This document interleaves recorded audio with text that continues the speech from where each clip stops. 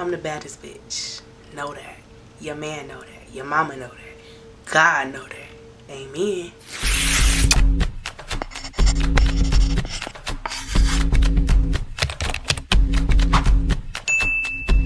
Hey guys, welcome to my channel, or welcome back, okay? And as you could tell by the title, this is another story time talking about how I went on a horrible date, okay? A lot of people really liked my last story time talking about my horrible date, and I was like, I don't got too many dating stories, but I do have a few, dating horror stories. Would I say this was necessarily a horror story?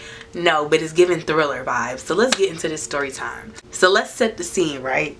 This is back when I was in cosmetology school, and I used to work every freaking day, guys. Like, when I wasn't in school, I was at work, because typically most cosmetology school schedules is usually just stretched out through Monday through Friday, and you just go for a few hours throughout the day. But no, the school that I went to, you went to school for 3 days. So you either went Monday through Wednesday, or you went Thursday through Saturday, and we had to be there, y'all, from like 9 something in the morning, really 8 a.m. to 8 p.m. just about, because they would give us a little grace period, but they would prefer for us to be there by 9 a.m. okay? So that's besides the point. But the point is, like I said, at that time I worked all the time. So I went to school Monday through Wednesday, and then on Thursday through Saturday I would go to work. So I never had a break during that time because I was paying for it out of pocket. So with that being said, I was still dating here and there, but I always have this sentiment of, if I'm kind of going through a lot in my personal life and I decide to date, you need to be serious. You need to know if you want to be in a relationship or not, because my time is precious just how your time is precious.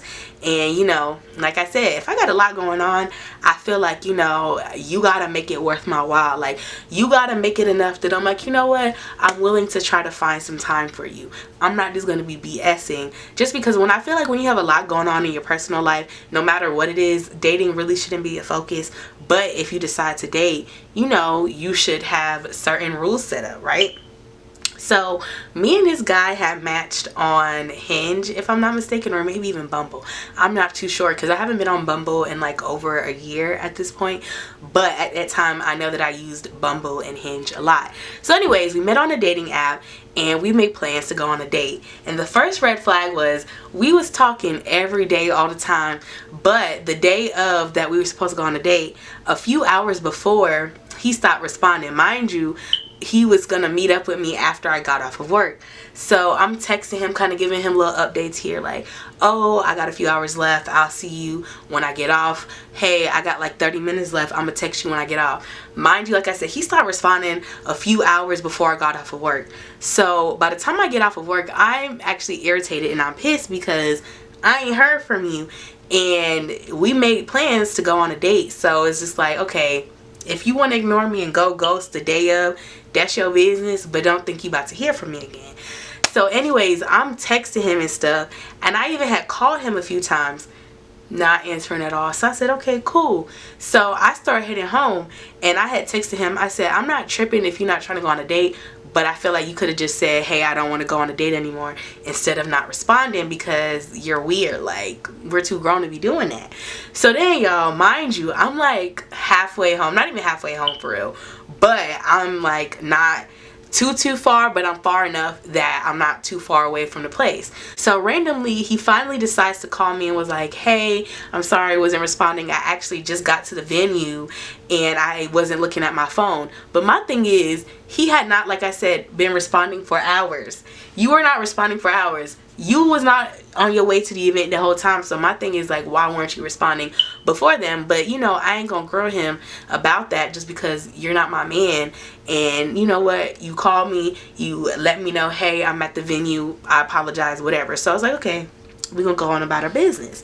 So I go and I pull up to the event, right? And we decided to go to Putt Shack. And if y'all don't know what Putt Shack is, it's an indoor like golfing place or whatever, and they got drinks and food. It's kind of like Dave and Buster's before mini golf and stuff, right? So we go, we have a blast, right? But before we even start our little date, when we get there, they tell us like, hey, you need to have a reservation. And we're like, what the heck? So I kind of turn to him because I'm just like, okay, you're the one who picked this place. So I would have like looked on the website to try to see if there was anything, just because, I don't know, maybe when I'm looking at places to do with my friends, I make sure, what kind of parking do they have? Like, do we got to pay for parking? Is parking free? Like, is there any stipulations to get into this venue before going? But, you know, men don't be, I feel like, as thorough, or they only thorough if they really like you. So anyways, so we booked the reservation right there, and the closest reservation wasn't until like an hour and some change. And so he was like, okay, well, like, let's smoke and then we'll come back and play, right? But when you book the reservation, you had to pay in that moment. So he was like, okay, I'm gonna do it. But he was taking so long, like he was not pulling out his phone. So I pulled out my phone and I started doing it, and I set it up for him, and he was like, okay, I'll just send you the money and I'll just pay for it. I was like, okay, cool. So I paid for it. That was my first mistake. When he said that he was going to do it, I should have just let him do it. I don't know why I was being impatient, but I should have just let him pull it up himself. For some reason, his phone was having bad service. Like, I was sitting right there next to him, so I seen his phone loading slow. So I feel like that's why I was like, you know what, let me just do it myself. But I should have just let him do it.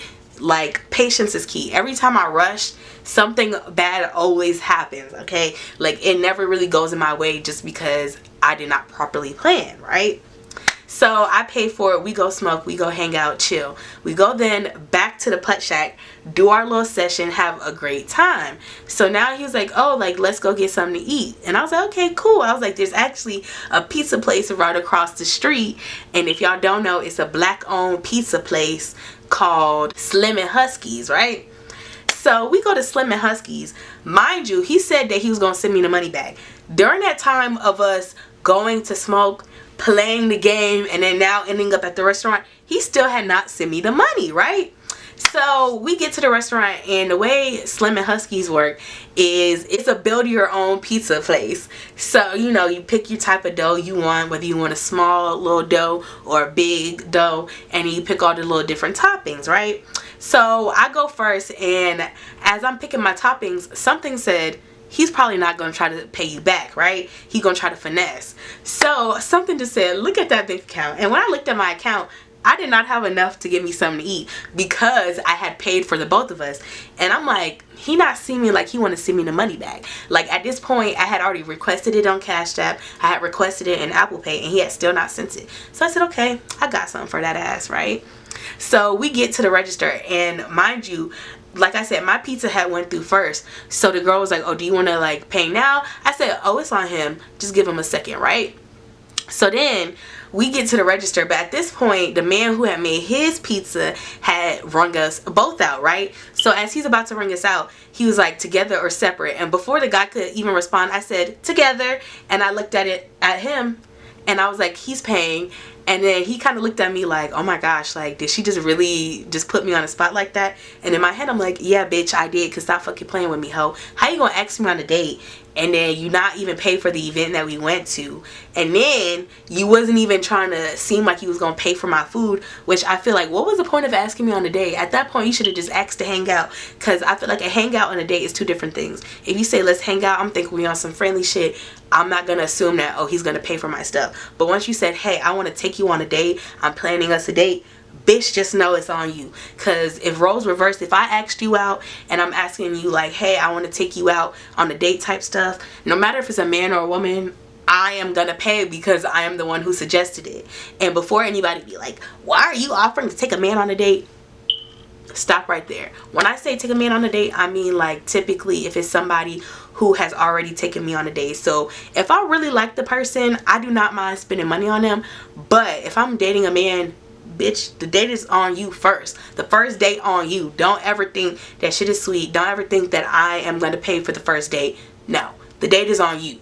So like I said, he was trying to act funny, not trying to pay. And like I said, I put that ass on the spot. So I could kind of tell he was like a little uneasy, but then he paid it. And we ate our food and had a good little time, y'all. And I was like, he's probably never going to speak to me again because of what I did, which I didn't give a fuck, because bitch, don't fucking play with me. I feel like a lot of times people think that because I'm on the bigger side and then I'm big and dark skinned, they think like, oh shit, sweet over here and I'm about to just let you do anything. Like I always tell people, I'm a big bitch, but I'm not one of them big bitches that is about to be overextending myself for a man just to say I have a man. Like I really don't give a fuck. It's never been that serious to me. And like I said, y'all, we went our separate ways.